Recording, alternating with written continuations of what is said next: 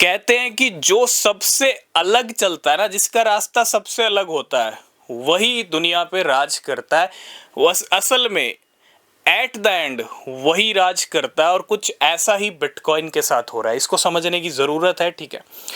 कोई भी financial advice नहीं है, बिना रिसर्च के कोई भी इन्वेस्टमेंट मत करना, वो बहुत ज़रूरी है। टेलीग्राम चैनल का लिंक है, जो ज्वाइन नहीं किया है तो ज्वाइन कर लेना, वहाँ पे सारी न्यूज़ अपडेट आपको मिलती हैं। अब बिटकॉइन मैं क्यों कह रहा हूँ कि सबसे अलग चल रहा है।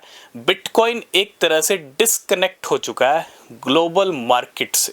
अगर आप बाकी मार्केट्स के ऊपर देखोगे, बिटकॉइन नीचे ज़रूर आ रहा है ग्लोबल मार्केट्स के साथ साथ। जब पिछले कुछ दिनों में मार्केट्स क्रैश हुए तो बिटकॉइन भी नीचे आया, ठीक है।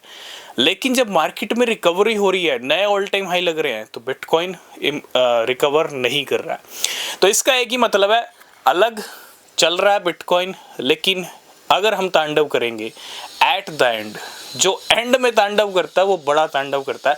फिलहाल अभी बिटकॉइन का प्राइस $73,000 पे ट्रेड कर रहा है। अब हुआ क्या है, पिछले कुछ दिनों में आपने देखा होगा, इंडिया का स्टॉक मार्केट क्रैश हुआ, चाइना का स्टॉक मार्केट क्रैश हुआ, साउथ कोरिया का स्टॉक मार्केट क्रैश हुआ, जापान का स्टॉक मार्केट क्रैश हुआ, ठीक है।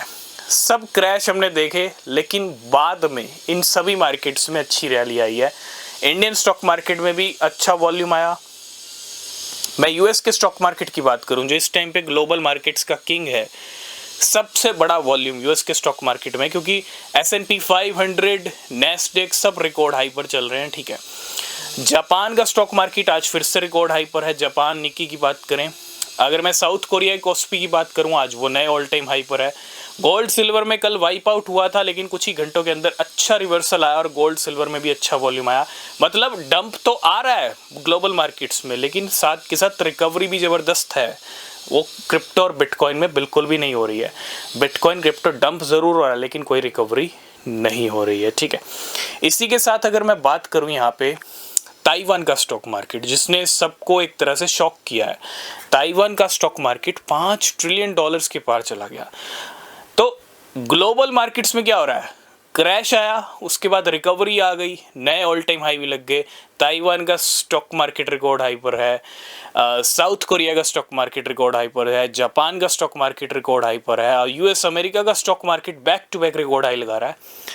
ग्लोबल मार्केट्स में अच्छी रैली आ रही है, लेकिन बिटकॉइन अलग हो चुका है।